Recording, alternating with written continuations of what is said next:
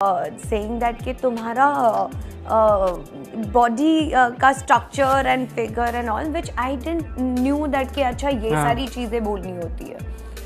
So I said I don't know it. He came to meet me and he kept insisting that we go to my room and chat. And I didn't understand. I was alone. हर साल मुंबई की तरफ एक लंबी line लगती है. इतनी लंबी line कि अपनी मंजिल तक पहुंचना तो छोड़ो, कुछ ही लोग अपनी मंजिल को सिर्फ देख तक पाते हैं. सपनों की इस नगरी में अपना सपना पूरा करने के लिए 50,000 से ज्यादा लोग हीरो बनने के लिए, हीरोइन बनने के लिए, किसी पोस्टर पर मुस्कुराने के लिए, अपनी जिंदगी को बदलने के लिए कुछ भी करने को रेडी रहते हैं. लेकिन अक्सर लोगों के ये सपने सिर्फ सपने बनकर ही रह जाते हैं, क्योंकि बॉलीवुड के कई शिकारी कैमरे के पीछे छुपे जो रहते हैं, जिसमें से एक शिकारी का नाम है कास्टिंग काउच. एक छोटा सा रोल किसी की भी जिंदगी बदल सकता है और यहीं से शुरू होती है पावर और हैरेसमेंट की गेम. जब एक तरफ स्ट्रगल कर रहा एक्टर होता है, उसकी मजबूरियां होती है, तो दूसरी तरफ हवस के भूखे डायरेक्टर और film maker. Even cinema industry के इस काले और घटिया सच के बारे में सलमान जैसे स्टार तक एक्सेप्ट कर चुके हैं कि yes, casting couch does exist. Mega star Chiranjeevi ji, you know when they say casting couch does not exist, it's wrong. Casting couch does exist. Surveen Chawla, Prachi Desai, Richa Chadha, Kangana Ranaut, कल की कोचलिन, विद्या बालन ने ओपनली एक्सेप्ट किया कि यस, उन्हें फिल्मों में लेने से पहले उनकी लेने की कंडीशन रखी गई. और कास्टिंग काउच का ये वायरस सिर्फ फीमेल तक ही नहीं बल्कि मेल स्टार्स को भी इन्फेक्ट कर चुका है, जिसमें आयुष्मान खुराना, रणवीर सिंह, विद्युत जामवाल जैसे काफी सारे एक्टर्स मीडिया में ओपनली इस पर बात कर चुके हैं. शक्ति कपूर से लेकर सुभाष घई, साजिद खान जैसे काफी सारे लोगों पे एलिगेशंस तक लगे. लेकिन असली सवाल ये है कि इतने सालों के बावजूद कास्टिंग काउच जैसी गंदगी की सफाई क्यों नहीं हो पाई. और आज आपको 90 से लेकर आज तक के काफी सारे ऐसे इंसिडेंट के बारे में भी बताऊंगा जहां कास्टिंग काउच ने कैसे फेमस एक्टर एक्ट्रेसेस की पूरी लाइफ बर्बाद कर दी और क्यों आज भी नए एक्टर एक्ट्रेसेस इस ट्रैप में फंस जाते. उन एक्टर एक्ट्रेसेस की भी बात करेंगे जिन्हें कास्टिंग काउच में ना लेटने की वजह से रिप्लेस कर दिया गया और क्यों इस क्रोनिक बीमारी को कभी भी सिनेमा इंडस्ट्री से हटाया नहीं जा सकता. जिन लोगों को नहीं पता कि कास्टिंग काउच क्या होता है तो उन्हें मैं सिंपल लैंग्वेज में बता देता हूँ. दरअसल कास्टिंग काउच एक ऐसा टर्म है जो एंटरटेनमेंट इंडस्ट्री में यूज होता है जब कोई पावरफुल इंसान जैसे डायरेक्टर, प्रोड्यूसर या कास्टिंग डायरेक्टर एक एस्पायरिंग एक्टर या एक्ट्रेसेस से सेक्सुअल फेवर्स मांगता है और उनके साथ सोने की डिमांड रखता है. बदले में वही काम देने का वादा रहता है. ये एक डील की तरह होता है. जो इस डील को मान लेता है वो अर्थ से फर्श तक का सफर तय करता है और जो नहीं मानता उनका सपना सिर्फ सपना बनकर ही रह जाता है. बॉलीवुड का ग्लैमर जितना ही चमकदार दिखता है उसके पीछे उतनी ही अंधेरी कहानियां भी छुपी होती है. सपना सबका होता है पर सच सिर्फ कुछ ही लोग कर पाते हैं. एक एस्टिमेट के हिसाब से हर साल लगभग 50,000 से ज्यादा लोग मुंबई आते हैं सिर्फ इस उम्मीद में कि उनका चेहरा एक दिन बड़े पर्दे पे दिखेगा. और ये नंबर किसी ऑफिशियल डॉक्यूमेंट में नहीं मिलता. ये उन लोगों की कहानी है जो हर ऑडिशन लाइन में खड़े मिलते हैं. एक्टिंग स्कूल में एडमिशन के लिए पैसे इकट्ठा करना, भूखे रहना, जेब खर्च के लिए कोई भी छोटा मोटा काम करना और ये सब स्ट्रगल करने की मेंटल स्ट्रेंथ लेकर वो मुंबई आते हैं. और यहाँ से शुरू होता है उनका असली सफर जो सिर्फ टैलेंट पे नहीं सर्वाइवल पे बेस्ड होता है. कई लोग बैकग्राउंड आर्टिस्ट बन जाते हैं, कुछ असिस्टेंट डायरेक्टर, कुछ बार, जिम, सैलून में काम करने लगे और उनमें से सिर्फ 1% ही ऐसे होते हैं जिन्हें रेगुलर इस इंडस्ट्री में काम मिल पाता है. और जब सपना टूटता है तब डिप्रेशन बनता है और उनका सबसे बड़ा दुश्मन और फिर वो एक ऐसे जाल में फंसते हैं जिसका नाम है कास्टिंग काउच. अब इसे कास्टिंग काउच इसलिए कहा जाता है क्योंकि एक्टर एक्ट्रेसेस का स्क्रीन टेस्ट नहीं, राखी सावंत के लैंग्वेज में कहे तो स्क्रीन टेस्ट किया जाता है, वो भी एक काउच यानी सोफा पे लिटा. स्क्रीन टेस्ट होता है. स्क्रीन टेस्ट होता है मॉर्निंग 9 बजे से लेके शाम के 6 बजे तक का, 6 से लेके रात को 2-3 बजे तक का स्क्रीन टेस्ट होता है. स्क्रीन टेस्ट मालूम है? स्क्रीन टेस्ट का टाइम अलग और स्क्रीन टेस्ट का टाइम अलग होता है. स्क्रीन टेस्ट क्या होता है रखिए? ठुकाई. तो सवाल ये उठता है कि ये सब होता कैसे और कैसे कोई लड़की जो सिर्फ एक मौके के लिए स्ट्रगल कर रही है एक दिन कास्टिंग काउच का शिकार बन जाती है.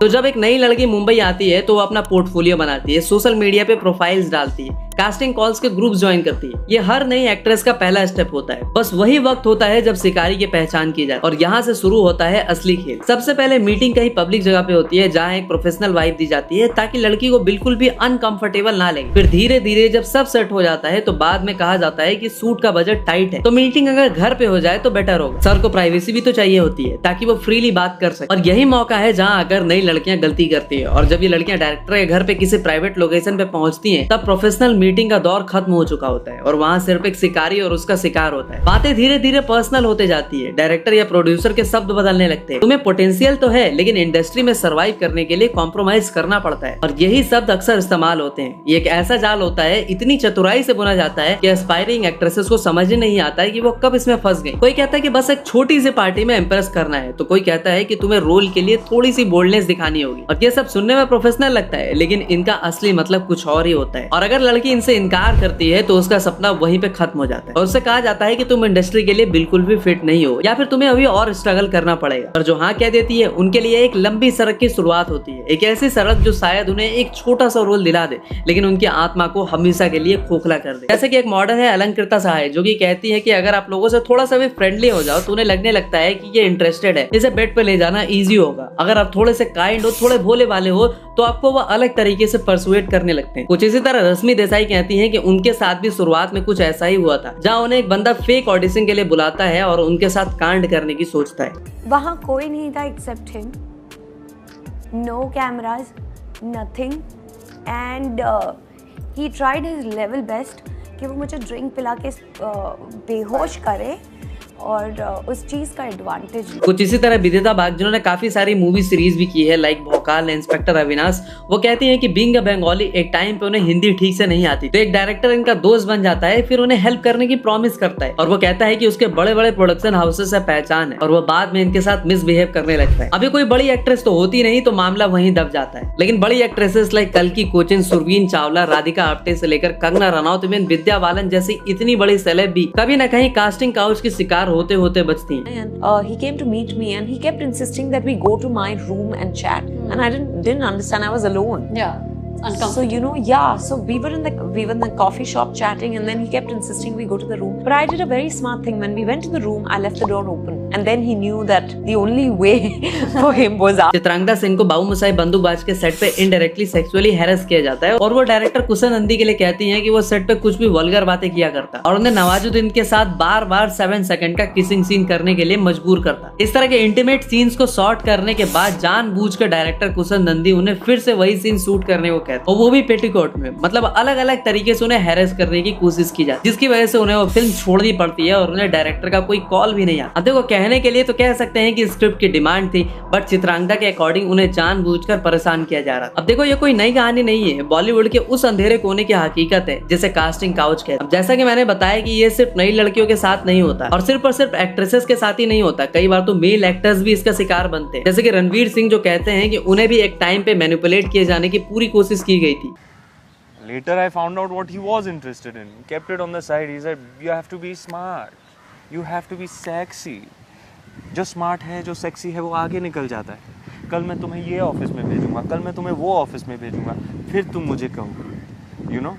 कुछ इसी तरह आयुष्मान खुराना अपने एक इंटरव्यू में कहते हैं कि जब वो टीवी करते थे तो उन्हें काम देने के अगेंस्ट लेने की डिमांड रखी गई थी। तब उन्होंने कहा था कि मैं तो स्ट्रेट हूँ, मैं ये सब कैसे कर सकता हूँ। तो उन्हें समझाया गया था कि ये तो बहुत कॉमन है, स्टार बनने के लिए तो ऐसा करना पड़ता है। बट सवाल ये आता है कि ये सब चलता कैसे है, क्यों कोई इसके खिलाफ आवाज नहीं उठा पाता।